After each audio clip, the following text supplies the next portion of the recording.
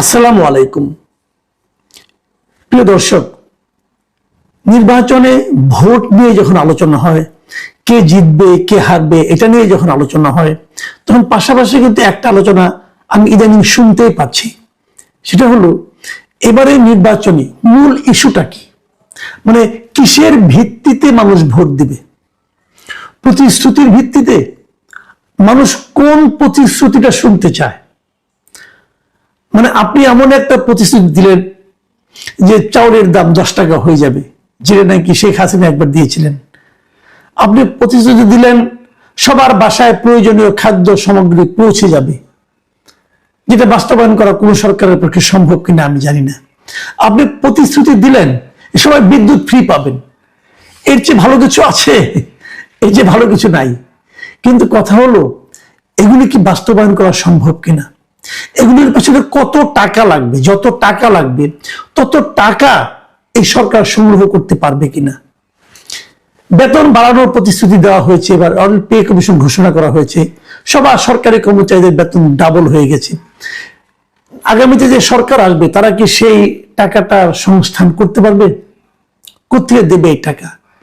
কাজেই যে সমস্ত প্রতিশ্রুতির পেছনে অর্থের একটা সম্পর্ক আছে, সেগুলো নিয়ে বেশি আশাবাদী না হওয়াই ভালো। আমি বরং যেগুলির পেছনে অর্থের কোনো সরাসরি অর্থ বিনিয়োগের অথবা অর্থ সংগ্রহের অথবা অর্থ প্রদানের কোনো সম্পর্ক নাই, তেমন দু একটা ঘটনা বলি, যেগুলো নাকি আমাদের সাধারণ মানুষরা অর্থাৎ সাধারণ ভোটাররা সরকারের কাছ থেকে পেতে চায়। এখন সরকারে কে যাবে আমরা জানি না, সরকারি যেহেতু কে যাবে আমরা কনফার্ম না, সেহেতু যারা সরকারে যেতে চান সেই দলগুলোর কাছ থেকে পেতে চায়।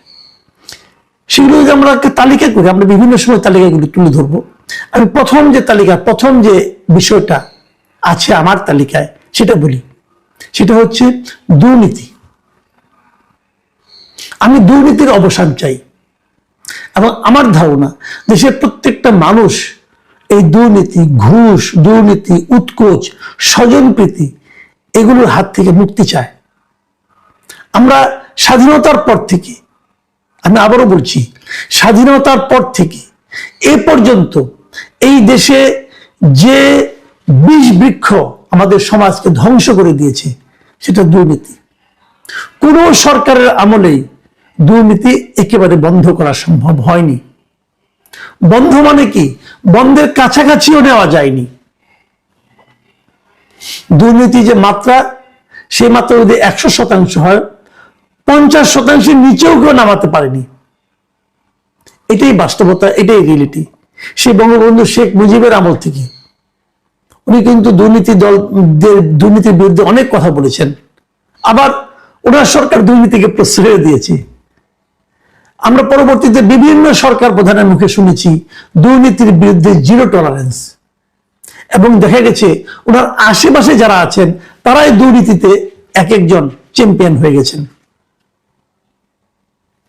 এগুলো আমরা দেখেছি। আমরা আর দুর্নীতি চাই না। দেখেন, আমি নিজেও মনে করি, আমি অনেক নাগরিকের সঙ্গে আলাপ করেছি, অনেকের সঙ্গে কথা বলেছি। আমি কিন্তু এখনো, আপনারা যারা আমাকে চিনেন জানেন, তারা জানেন আমি কিন্তু এখনো রাস্তা দিয়ে, ফুটপাথ দিয়ে হাঁটি, প্রচুর হাঁটি। আমি ফুটপাথের ক্ষুদ্র ব্যবসায়ীকে জিজ্ঞাসা করেছি তারা কি চায়। অনেকের সঙ্গে আমার এমনি মানে টুকটাক কেনাকাটা করতে গেলে আমি জিজ্ঞাসা করি, আলোচনা করি।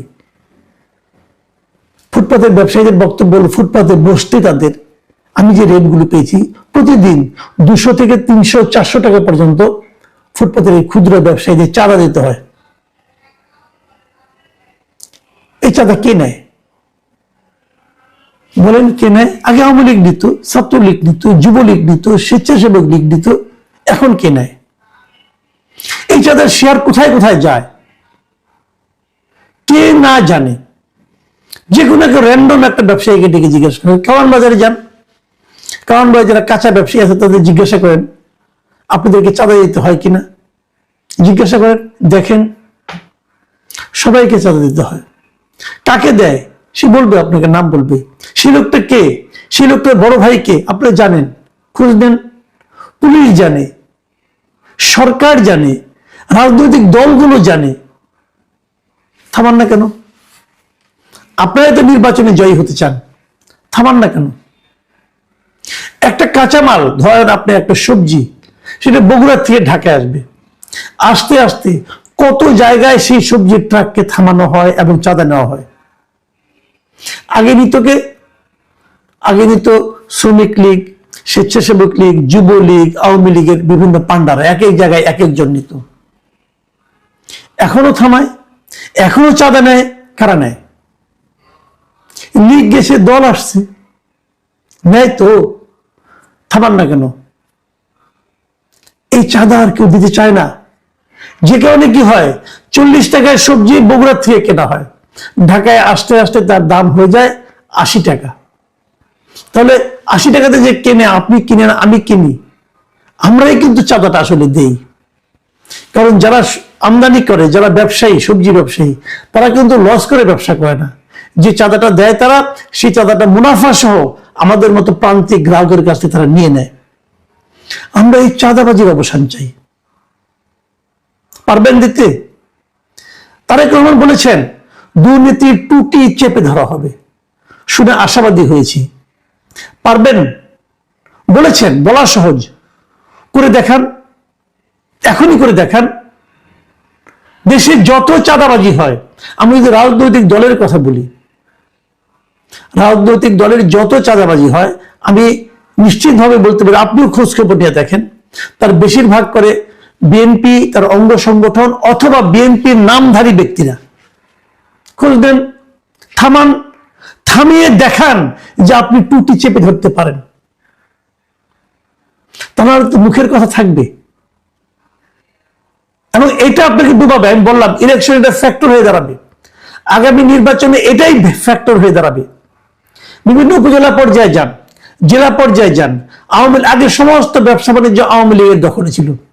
জাস্ট একটু তাকিয়ে দেখেন তো, সেই ব্যবসাগুলি কোথায় চলে গেছে, কাদের দখলে গেছে, একটু তাকিয়ে দেখেন।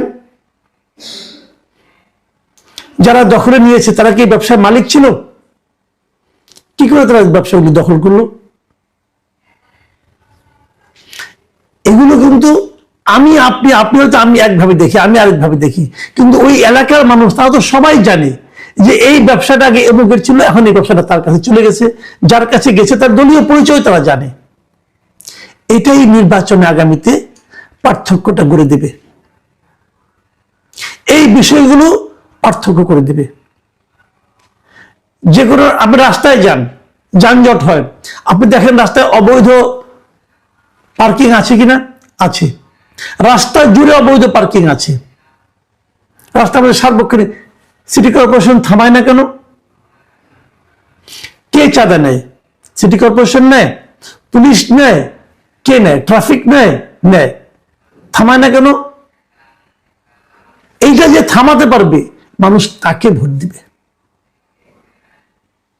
এবং সেই থামানোর নমুনাটা যে দেখাতে পারবে, দেখাতে হবে নমুনাটা, যে আমি দেখাচ্ছি, যে দেখাতে পারবে, মানুষ যাকে মনে করবে যে এই লোকটা ক্ষমতায় গেলে এটা থামাতে পারবে, তাকেই মানুষ ভোট দিবে। এটাই রিয়েলিটি। আমি মাঠ পর্যায়ে ঘুরেছি, অনেকের সঙ্গে কথা বলেছি। আমি যেটা বললাম, এটা আমার ব্যক্তিগত অভিজ্ঞতা থেকে বললাম। আপনারা আলাপ করে দেখেন, নিজেদের চামচাদের সঙ্গে আলাপ করেন না। আপনার আশেপাশে যারা আছে তারা আপনাকে খুশি করার জন্য কথা বলে। আমি এটা তারেক রহমানকে বলছি, আমি ডাক্তার শফিকুর রহমানকে বলছি। আপনাদের আশেপাশে আপনারা যাদের সঙ্গে কথা বলেন, তারা আপনাদেরকে খুশি করার জন্য কথা বলে। মানুষের কাছে যান, খবর নেন। প্রত্যন্ত অঞ্চলে খবর পাওয়া কঠিন ব্যাপার না। পত্রপত্রিকাগুলি দেখেন, তাও হবে।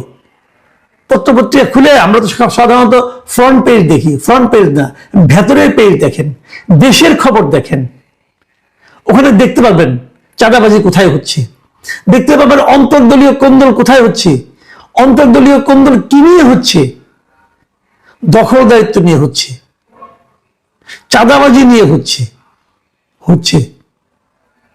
দেখুন, নির্বাচনে একটা কথা উঠেছে, সেটা হলো যে ঋণ খেলাপিদের কাউকে কাউকে ছাড়া হচ্ছে, কাউকে কাউকে ছাড়া হচ্ছে না। ঋণ খেলাপির প্রস্তাব তো উঠেছে, তার মানে কি ভদ্রলোক ঋণ নিয়েছেন, হয়তো সামান্য একটা রিশিডিউল করে মোটামুটি একটা জায়গায় আসছেন। আপনি তো আইনের ফাঁক দিয়ে ঢুকে গেলেন। কিন্তু আসলে কি আপনার লোক ভালো? আসলে তো আপনার মতলব টাকা মেরে দেওয়া নয় কি? মেরে দেওয়া স্ট্রেট কথা। আমি উভয় দলকে বলবো, যাদের এরকম ব্যবসায়ী প্রার্থী আছে তাদেরকে বলেন নির্বাচনে বিজয়ী হওয়ার 6 মাসের মধ্যে পুরো ঋণ শোধ করতে হবে। এই খেলাপি মেলাপি ঋষিবিলের মধ্যে থাকলে হবে না। এই তাইরে নেড়ে করে ব্যাংক লুট করবেন, এটা চলবে না। ব্যাংক লুটেরাদের এই দেশের মানুষ আর ভরসা করতে পারে না। যারা মিথ্যা হলফনামা দিয়ে নির্বাচনে যাচ্ছেন তাদের উপরে সতর্ক হন। মিথ্যাবাদীদের এই জাতি ঘৃণা করতে চায়। মিথ্যাবাদীদের নিয়ে দল গড়েন না, ঋণ খেলাপিদের নিয়ে দল গড়েন না, ঋণ খেলাপিদের এমপি বানায়েন না। আপনি কি করবেন যাই না, মনোনয়ন কে কেউ দিয়েছেন, কার সঙ্গে কি সম্পর্কের আপনাদের ব্যাপার। জনগণ দেখবেন ঠিকই সিদ্ধান্ত নেবে। জনগণ ঠিকই সিদ্ধান্ত নেবে। কে ব্যবসা করে আর কে ব্যবসা করে না, কে ব্যবসার নামে লুটপাট করে আর কে ব্যবসার নামে মানুষের সেবা করে, এগুলো মানুষ জানে। হয়তো আপনাদের চোখে ঠুলি পরিয়ে দেওয়া হয়, আপনার আশেপাশে যারা থাকে তারা হয়তো আপনাদেরকে ভুল ইনফরমেশন দেয়, কিন্তু প্রকৃত সত্যটা মানুষ জানে। মানুষ সেভাবেই কিন্তু এবার ভোট দেবে। আমি মনে করি কেবল নির্বাচনটা না, নির্বাচন পার হওয়ার পরও, নির্বাচনটা হয়ে যাওয়ার পরও একটা চ্যালেঞ্জ থাকবে। যারা নির্বাচিত হবেন, যারা সরকার গঠন করবেন, তাদের কাছে আমার রিকোয়েস্ট, এমনভাবে দুদককে পুনর্গঠন করেন যেন সরকারি দলের এমপিদেরকে, তারা সরকারি দলের লোককে এবং চাকরিরত সচিব টচিবদের পর্যন্ত দুর্নীতি তারা একটা তাদের বিরুদ্ধে মামলা করতে পারে, বিচার করতে পারে। যদি এমন ভাবে দুদককে গঠন করতে পারেন তাহলে কেবল দুর্নীতি কমবে। আর তা না হলে দুর্নীতি থেকে যাবে।